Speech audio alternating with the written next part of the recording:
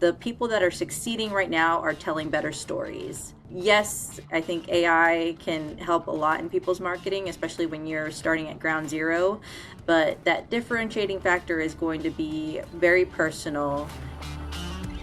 Welcome to Agency Ascend. So normally this is where we get into who we are, what we're doing, and into our normal insurance stuff, right? Value of being independent, how to stay away from captives, those things. Today we're kind of mixing it up a little bit. We've got, as always, with us, Mr. Chris Lacey. Howdy. I'm not going to give your title. I'm going to circle back to that. Okay. Because we've got some fun news there for our audience. But we also have Tiany Rodriguez. She is our marketing and communications manager with Coverica Agency. Hi, everyone. And then we have Sir Isaac. He is our podcast and multimedia extraordinary wizard. Fill in the blank, whatever it is. But no, really, keep going. He's the man behind the curtain. Yes. I'm from Kansas too, by the way, so that kind of fits. And circling back, so Chris, reason why I didn't want to put your title out there is because recent changes. Some recent changes, yeah. Yeah. For both of us, actually. Yeah, for both of us. So let me be the first to put it out there. Congratulations Thank you. on CEO for the retail agency. Yeah. So took on the role of CEO with obviously Chad as my COO. So I'm the director of chaos and he's the chaos wrangler. Is kind of what we're going with. Yeah. And it's been exciting. It's exhausting, but it's good. It's good. It's a lot of opportunity and a lot of great people. So I'm looking forward to that opportunity and leveraging. Absolutely. And so kind of bringing us to today. So one of those opportunities is we realize that there's a chance for us to do marketing in a very different way. Yeah. And I will say for our listeners, I recognize I only had one C grade in college and it was marketing. And so I fundamentally don't understand the importance, and I know it's important. And that's why asking experts like yourself to come on and actually share wisdom is very helpful. I know it's important, though. Oh, absolutely. And that's actually what kind of led to today's episode is the fact that we realize the importance there, and it hits differently whether you're in production role or if you're in a service role or if you're an agency owner.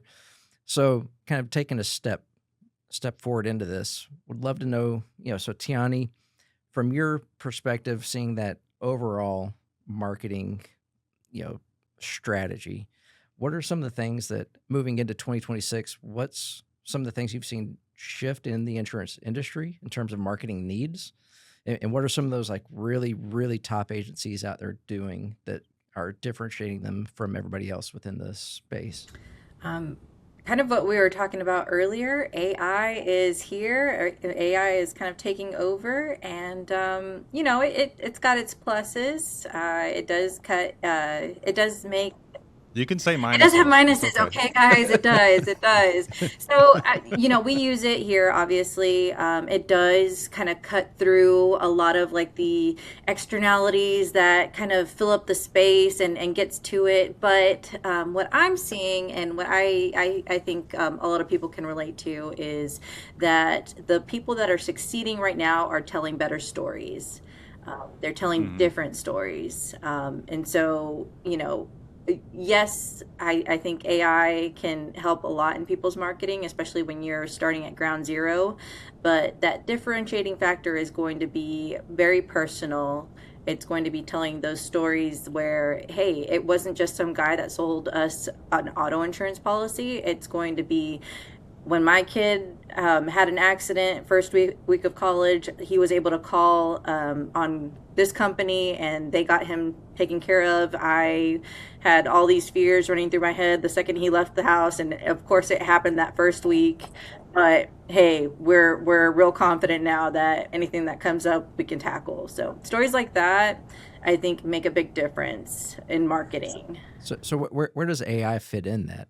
Because there are some people that say I can throw an idea out at AI, let it generate the story for me.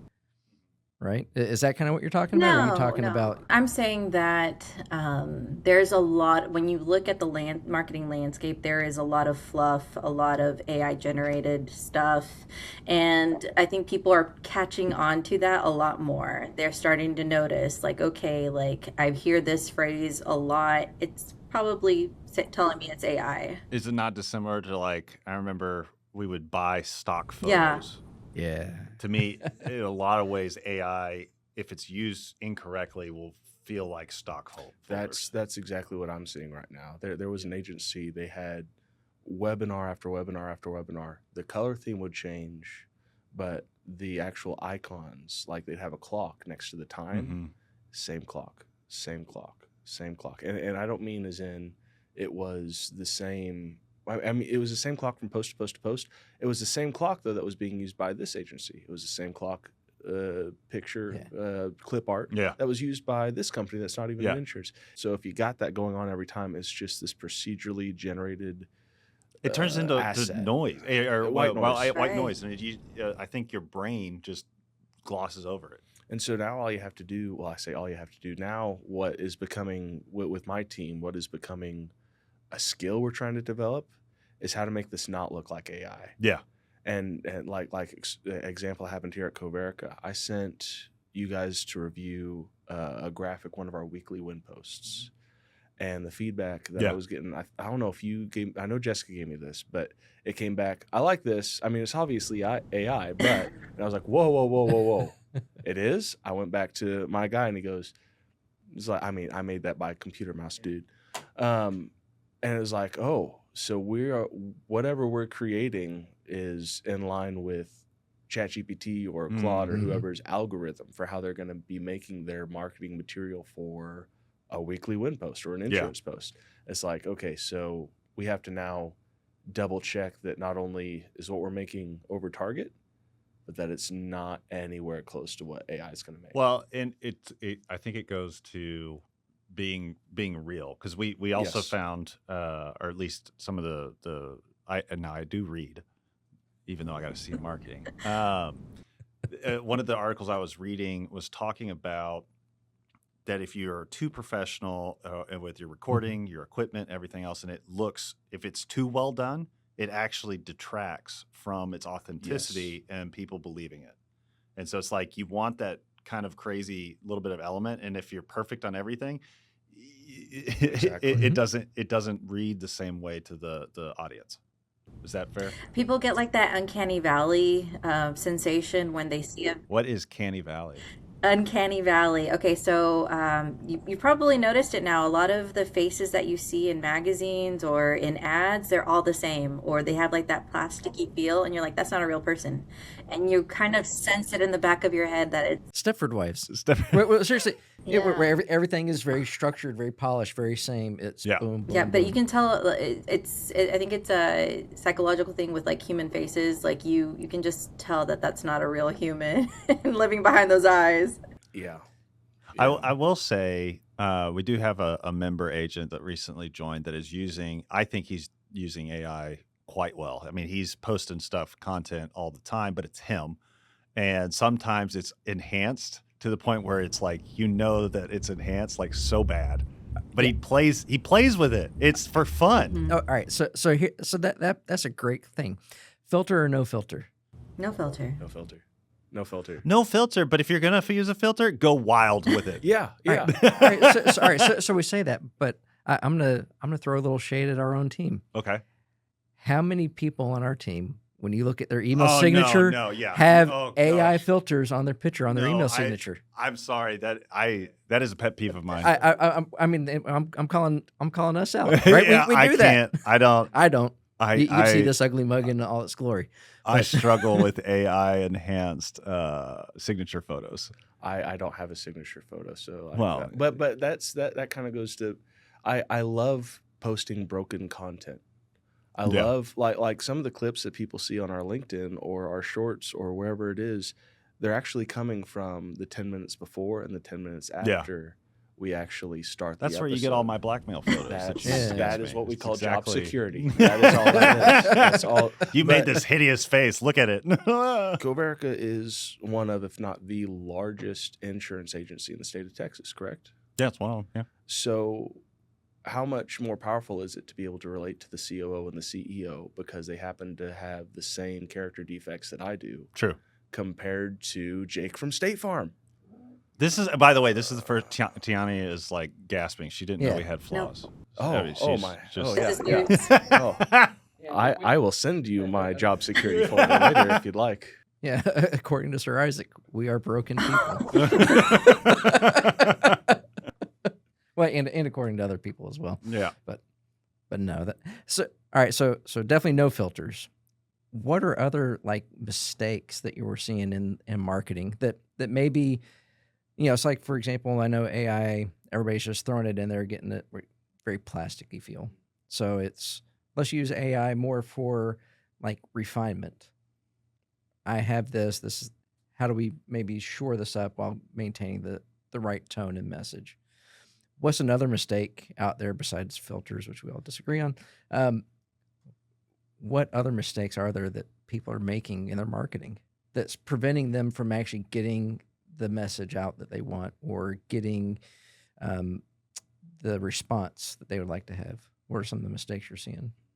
I think Sir Isaac kind of touched on it a little while ago.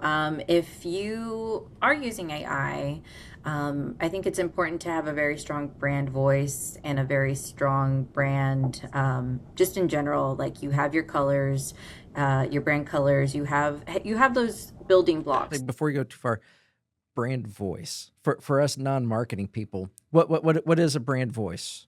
I think if you follow specific people out in social media land, you probably have run across this where if you saw a piece of their content anywhere, you could probably trace it back to them because they have such a strong brand voice. In the realm of insurance, I think a lot of the times it's either going to be, hey, we're coming at you in the seat of an educator or in the seat of a partner or in the seat of a trusted voice in the room. And so if you come across as very salesy one day and then the next day you're trying to be someone's best friend and then the day after that you are like Macho Man, Randy Savage, they can tell. So if I'm going to be Randy Savage, I have to always be Randy Yes, Savage. yes. Yes. Yes. Good to know. No, and that's all right. So that's perfect feedback. So we have one of our team members, love him. He's kind of figuring out what his particular voice is, and he's actually has a great radio voice. And it's like, all right, if you want to be the radio voice guy, be that guy all the time, because then people know that's who you are. That's authentic. They can kind of pull into that. So I think that consistency is probably what is really the key to that brand voice. It's just that consistency over time. Yeah, I think the only thing I'd add is it goes back to how you make people feel. Like I wouldn't use the term brand voice. I would use just presence.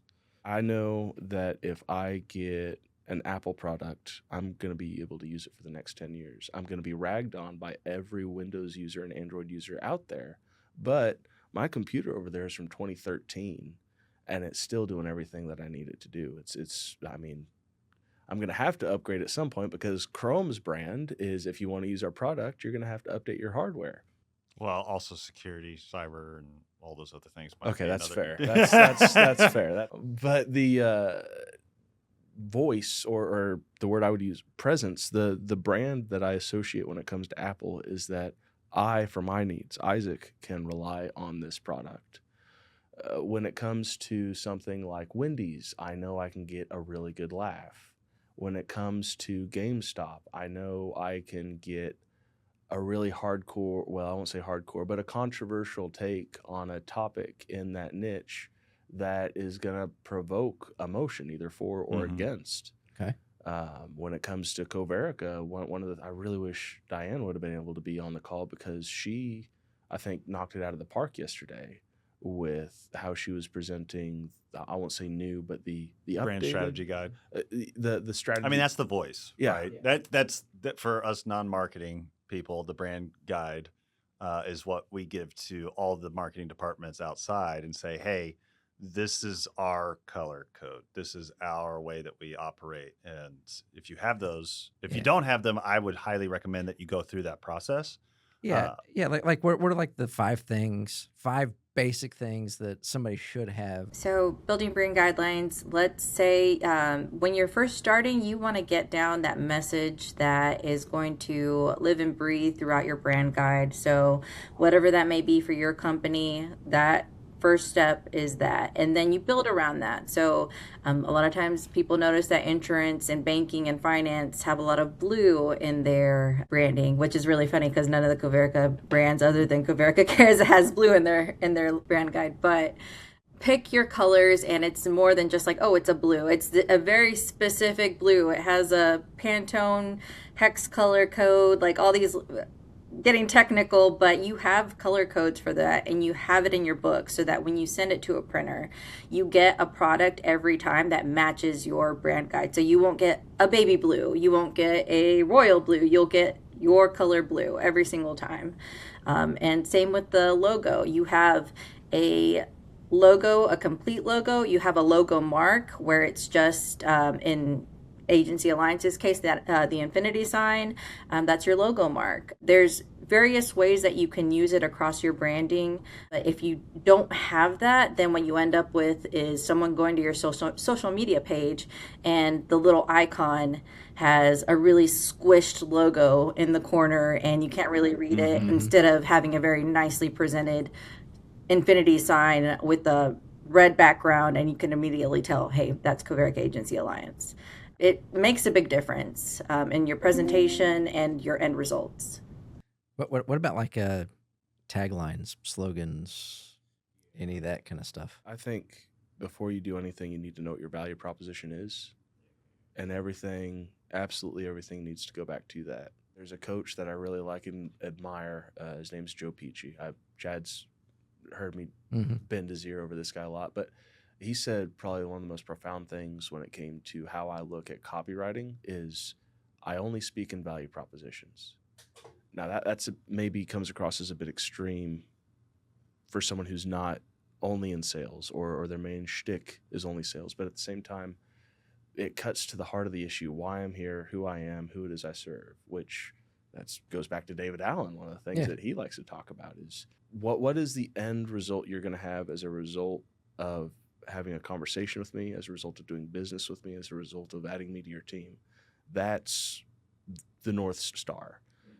Everything, whatever your 5 are, it needs to be built around that, in my opinion. I don't care what your graphic looks like. I don't care what your colors are. I don't care. Well, if your value proposition isn't there. Exactly. If it's not there, then I don't care what else is in that. Or I will say, if you're just building a cookie cutter or something where you're going to sell it and it's scalability, it's a little less genuine, in my opinion. But you're still going to get a slightly cookie cutter response. When I was first getting into podcast production, that first onboarding meeting, the first thing that I had each of my clients give me was their value proposition and the why they were needing to do this project. If they couldn't give me that, then they weren't ready either to do that meeting or even to take on my service, because I needed them to give me that to do my job. Yeah, that's smart. Yeah. So, Tiany, going back to something you said. So you look out across the space and you see a bunch of blue, right? And then you also mentioned several things, like trusted partner, those things that are kind of synonymous with insurance and finance. If there's a sea of a million of us out there, what could you be doing, or what should you be doing to differentiate yourself from everybody else within the space? Because really that's part of what marketing is, right? It's and then bonus question, what are we not doing at Coverica that you think we should do? No pressure. So again, I think it goes back to telling better stories. No one wakes up in the morning wanting to buy an insurance policy. What? Right? What are you talking about? It's the unsexiest industry out there, probably. I disagree. All right, so, Sir Isaac, you can cut that. We're bringing it back. But yeah, So telling better stories, finding the humanity in what we're doing, and Yeah. letting people know, hey, we're Yeah. here for you when things go wrong. We're also here for you in those moments where everything's going right, and your company's expanding. You're probably going to have to review your insurance. You just had a baby. You're probably having to review a lot of things, but insurance is one of those. And so we've talked about this before. Those moments that matter to you, that's where we want to be, because those are that's the progression, that's the acceleration. Those moments where, as your insurance agent, you're wanting somebody in your corner that can help you grow, help you get into that next I know level. I'm stealing it a little bit, but the nobility of our industry, getting back to why we exist in the first place. If your house burns down, we're here. Yeah. We're going to be there to help you. That's I think one of the reasons why even us in our relationships and partnerships, we're focused on are they bringing the value? Mm-hmm. Because if we're not doing that and we're not helping people, then what Yeah. why are we here?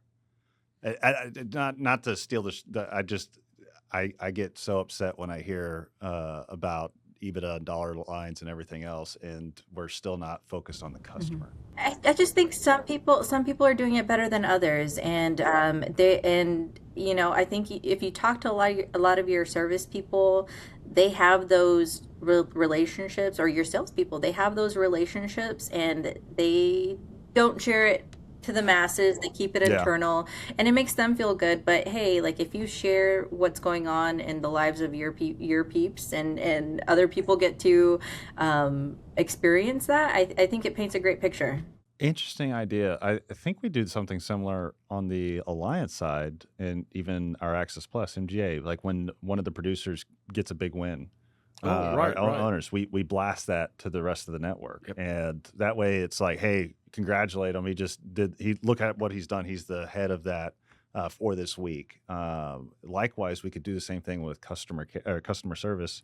I love that. Quotes, because we get them. Yeah. People are rating our team and go like, hey, they killed it and all this, and we should be able to share that as a update, whether it's on the retail or the Alliance, and start sharing that ecosystem. I think that's a great idea. So the big question is, for those people out there, because you have it's amazing, a lot of salespeople, their entire job revolves around meeting people, engaging, connecting. The moment you say, hey, you want to get on a podcast, or you have to do marketing, they're like, what? Outreach? No, I'm out. What would you say to somebody around marketing that actually has that aversion? How do you kind of break through? Because it's something outside the normal comfort zone. So what advice would you give somebody out there that needs to kind of break through and start down the marketing journey? Get over yourself. If No, seriously. that's the short version. yeah. Getting in front of the camera, like, it doesn't have to be a whole production. You could be on your phone. You can just record something like, hey, I just got out of a great call. I just got out of this awesome seminar. Here's 2 things that I picked up, and I just want to share it with you guys because I thought it had a ton of value. They're out there doing it every day. They should be having, like, no end of content. Yeah, I'll take that one step further, just because I fully recognize that I have a strong bias towards podcasting. Mhm. Having said that, I don't care. I'm right. When you take a sales call and I'm trying to cultivate a cold relationship, what's the success rate on that? How many of those do I have to actually do before I make a sale? Typically, you want I want the answer. it's 100 calls equates to 10 appointments. 10 appointments creates 1 sale. How many warm leads does it take to convert to a client? Not it depends on where you're getting your warm leads, but you Yeah. could have a 100% success rate. But is it better? Yes. My big thing when it comes to podcasting is I'm not trying to call your phone asking you to open up your wallet. I'm asking you to have a conversation with me for the sake of the people who are going to benefit from this content. Yeah. My audience, your audience, other audiences we don't know. Now, I have that episode, and I've gotten several things out of that. One, I've gotten a relationship. And if you're in insurance, what do you guys say about relationships on this? It's everything. It's everything. So you've gotten the main thing you need with that person, whether it's a potential lead or a strategic partner. What you also have on top of that is you have a 30 to 45 to 15 minute, whatever it is, conversation with someone that you can repurpose 10 ways to Sunday. I get you guys coming in the room all the time, and I Yeah. tell you to come in whenever. Okay, here's my thing, Tiany. You can tell me if you agree or disagree, but I think every leader and executive has a pep talk in their head that they just need a target for. And That might be true. If you have someone who can listen, who can gather that information, who can sit there with a camera or a recorder, you've captured amazing content that establishes expertise, generates interest, but also provides a lot of value, because who's going to listen to that Yeah. if you don't get it out? So you take all this, you repurpose that into a blog, you repurpose that into your LinkedIn post, you repurpose that into pictures, shorts, all the platforms you want to have it on. And then it's just a matter of how much bandwidth you have to actually get it out there, which is the only caveat I'll add to this conversation is, if you're a perfectionist, it's like Tiany said, get over yourself and just start. Yeah. But at the same time, there are things that we could talk about all day that we're not doing. We're never going to get to all of them. Well, case in point, because you've been one of my rants, or one of the things, I restore classic wooden boats and crazy stuff in the time that I have, which is few and far between nowadays. But perfectionism, I'm going for perfectionism. At the same time, you have to know, and if you are a perfectionist, you need to stop. You need to tell yourself, okay, I'm going to stop, and I'm going to go ahead and execute at this stage, because perfection is the enemy of progress. And I don't know who coined that phrase, but I'm realizing how true that is, because that'll prevent you from actually creating and doing content. Yeah, it's law of diminishing returns. Yeah. You're going to hit a point where it just doesn't make sense anymore. So one question, and Sir Isaac, your comment on the sales and how many calls got me thinking. How many people look at marketing as a way to get something instead of a way to give something? Oh, And how does that hit the messaging, and what does that return actually look like? I think that's so well put, and I'm ashamed to say that I still look at it as a way to get something rather than to give something. I mean, I'm giving something, but at the end of the day, for marketing to exist, there has to be some sort of justification for it to be there. And, establishing your expertise is great, yes, but if you're going to try the same marketing thing over and over and over, and you're not getting the results that you want, it's time to try something else. And But the result's a byproduct of doing something well. it is. That's fair. And the relationships that you're cultivating, if you're going to play the long game, you just got to know that they're coming with whatever form of marketing you're doing. Yeah. I remember upstairs we did What It Takes to Lead with Mike. Mhm. I love that show. Yeah.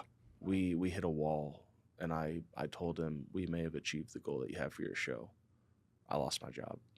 Oh, well. But I got myself. Well, you picked it up I got here. myself. I did. And you're like, oh, Isaac, you're free. Come on down here. But that's the conversation you got to be willing to have. Maybe we got to try something else. Yeah. If we're not getting that value to where it needs to go, if we're not pursuing. Well, and I will say what it takes to lead. That, I mean, it pushed him into writing a book. It pushed him into creating that ecosystem, and so as that ecosystem picks up, then it creates even more opportunities for those recordings, for that. And so it's like it. The goal was very different from what this show's goal is, and that was why I suggested maybe we're there. Mhm. I'm not gonna beat the horse after it's dead. That's not the right thing for the right reason.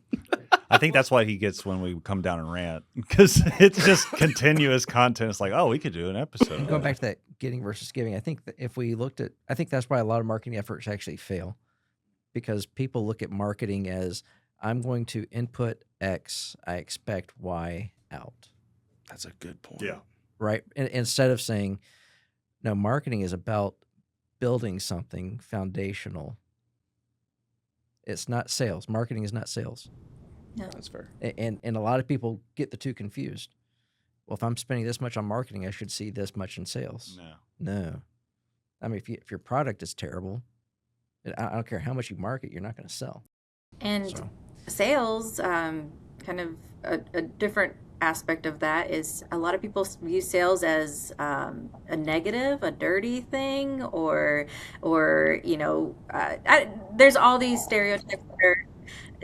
There's all these stereotypes around I can't sales. afford to record myself with my iPhone and create content. Sorry. As far, I'm thinking about like service wise, because a lot of these agencies have service people back in the office, and they tell themselves, "Well, I'm not a salesperson. I'm just helping the client with their policy." We're all salespeople. Like you, Yes. as the person that has that relationship with them, that talks to them all the time, you hear all the stories. You hear about, oh, we're redoing the roof, we're redoing the kitchen, we just sent a kid off to college. Like, though you can't think about it as, oh, I'm going to push a sale here. No, you're going to provide a service. You're going to help your friend by telling them, hey, that's probably a time that we need to review a few things. Like, I can set up time if you want to talk to a salesperson, or I'm happy to help walk you through a few things if you have questions ahead of time. It's all relationships. Absolutely. Absolutely. Well, we've come to the time of show where we have to shift gears a little bit and start wrapping up. So, Tiany, we have a nice ritual that we do at the end of every show. This is a surprise for you, but we ask book, quote, movie, something that you've read or seen recently that's impacted you in a positive way, hopefully. So you can either go first, or we can throw it to Sir Isaac and let him go first. Go for it, sir. Isaac. Okay, I got two that relate to this conversation. I'm reading Traction right now. I hate it. I hate that book. Oh, It is the most generalized approach that I've ever seen. When it like the information I'm seeing in there, I would rather just read a book on each little topic. And I went to chat about this, and I was like, this book feels redundant. And it's like, yes. this book is more than what a lot of businesses have starting out. I was like, that's fair. And now that I'm getting into it, I'm seeing, okay, yeah, I have blind spots, and this is actually giving me more than what I had before. I still hate it, but we don't like the admonishment or the chastisement that we. But the other one would be Will It Fly, and it's by Pat Flynn. I bring that one up because if you're looking at getting into marketing, if you're looking at finding your brand voice or whatever with all this content, that would be one of the best places to start, because he has just a section in there on how to start talking to the people you're wanting to connect with as clients or strategic partners. He's got this whole spiel on at what level of expertise do you need to start creating content: beginner, intermediate, advanced. And it is one of the best breakdowns I've ever seen. Highly recommend it. I do have a book. It's Marketing Made Simple by Donald Miller. I love that It's book. really good. If you're starting from, if you have an existing site and you just think it needs a refresh, or maybe you're starting from ground zero and you're like, okay, I have this Google site that, somebody in a closet made for me. Going back to your brand voice, Marketing Made Simple, and building a story brand. The point that I remember the most from it is when he talks about what your value proposition is. Don't try to be cute with it. Don't try to have like a metaphor for something, and tell people exactly what you're offering them, so it's not a surprise when 3 pages in it's insurance. Yeah. Right. I would add, which this is a really good book for me. It's called Giftology: The Art of Science of Using Gifts to Cut Through the Noise. Okay. Increase referrals and strengthen. It's a long title, but it's by John Ruhlin. And the mentality, because we kind of talked about it here, was what value are you bringing? What he says in the book is give actual value. Give real stuff, real advice, real things that you would normally consider up, maybe even proprietary. He says if you can offer something that's an actual benefit, you will win so many customers, relationships, goodwill, just because you're doing that. He also goes through and breaks down and says, focus on the spouse, focus on, don't put your logo on it, put their logo on it. It turns marketing and the idea of it, and from my experience, really on its head. And it says, no, you're actually pushing value, and this is how you do it. Absolutely. And every time they use that advice or that MacGuffin, whatever it is, they think about you. Yeah. And that is, I love it. I love it. Yeah. All right. So mine is going to be the oddball. I apologize. It's How to Train Your Dragon. And How are you gonna land this one? I want to hear this. and here's why. So it's actually pretty cool. My son has been out, in Fort Davis, so we've had a lot of drive time over the summer, 4 trips back and forth. And so we're doing the audiobooks Okay. with it. Gone through several of them. And one of the things that we noticed was if you've ever read the book versus seen the movies, the whole Dragon Fury and it's not what you see in the movie is completely different to what's in the book. In the movie, the Dragon Fury is this big, massive, powerful dragon that can kill them all. Mm-hmm. In the book, it's a tiny little Weasley thing that sits under his helmet, and what it made me think of is make sure that your marketing aligns with what you really are. Because if you're somebody that first watched the movie, you're expecting this Dragon Fury character to be the hero of the story, when in reality, it's something completely different. So just make sure that your marketing and what you're putting out there is really what it is that you have coming behind it. So that's how I landed it. That's how you landed it. As well as the dragon, so there you go. Right? So awesome. Well, thank you, Tiany, so much for your time. Sir Isaac, as always, wonderful job. Chris, excellent job. Thank you. And to all of our audience members, hope you like the new content, new format. And until next time, onward and upward.